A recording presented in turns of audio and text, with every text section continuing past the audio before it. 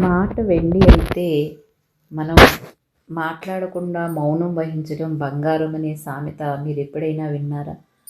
మాట్లాడడం ద్వారా శక్తిని వృధా చేసుకున్నట్టే మౌనం ద్వారా ధ్యానం చేయడం ద్వారా మన యొక్క శక్తిని ఖర్చు చేయకుండా ఆధ్యాత్మికంగా ఉన్నత స్థితికి చేరుకోవచ్చు అని చెప్తారు స్వామి వివేకానంద. మౌనం అంటే మాట్లాడకుండా ఉండటం కాదండి, ఇది ఒక కళ, తపస్సు, ఆధ్యాత్మిక సాధన. ఇది మనస్సులోని అలజడిని తగ్గించి మన ఆలోచనని క్రమబద్ధీకరించి అంతర్గత శాంతిని చేకూర్చడంలో సహాయపడుతుంది. కలహాలను నివారిస్తుంది. మరో దైవంతో అనుసంధానం కావడానికి ఇది ఒక మార్గం.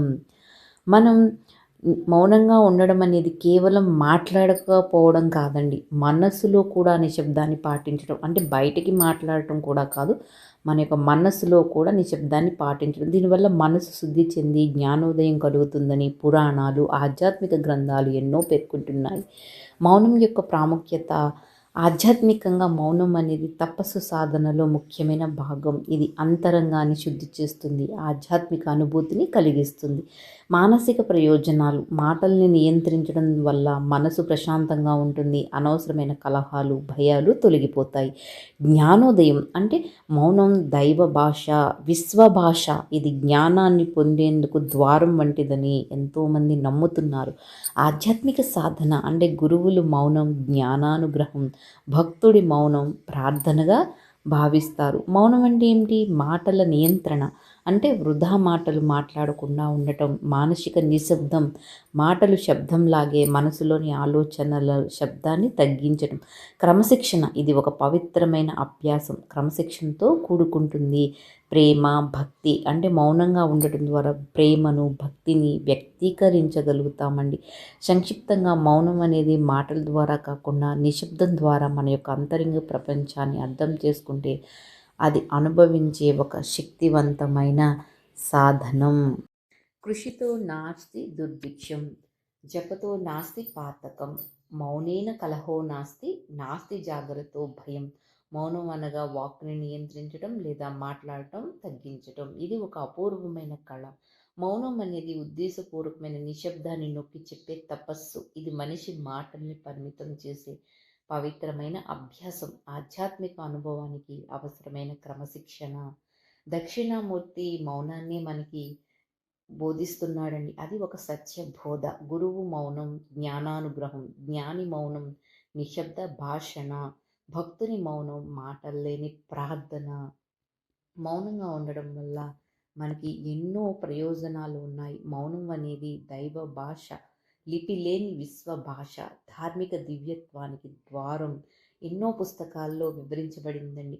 పాపాల పరిహారార్థం నిర్దేశించబడిన 5 శాంతులలో మౌనం కూడా ఒకటి. ఉపవాసం, జపం, మౌనం. ఈ ఐదిట్లో మౌనం మూడవదండి. అయితే మనం ఇక్కడ మౌనం గురించి మనం తెలుసుకుంటున్నాం కదండి. మౌనం అనేది ఇందులో 3 రకాల మౌనాలు కూడా ఉన్నాయన్నమాట. వాక్కును నియంత్రించడమే మౌనం కదా. అయితే మనం ఇక్కడ మాటల్ని వృధాగా వినియోగించకుండా అవసరమైన మేరకే వినేవారికి వింపుగా, హితంగా, మితంగా మాట్లాడాలని, అలా చేతకానప్పుడు మౌనమే మేలని విదురనీతి కూడా వివరిస్తుంది. 5 విధాల శాంతుల్లో మౌనం ముఖ్యమైనదని చెప్తారు.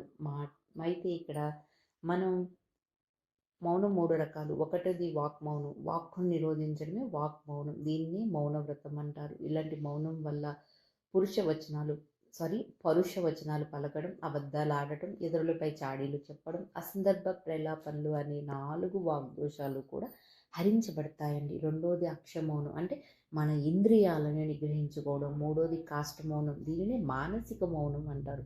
మౌన ధారణలోనూ మనసు అనేక మార్గాల్లో కూడా పయనిస్తుందన్నమాట. దాన్ని అరికట్టినప్పుడే కాస్త మౌనం సాధ్యపడుతుంది.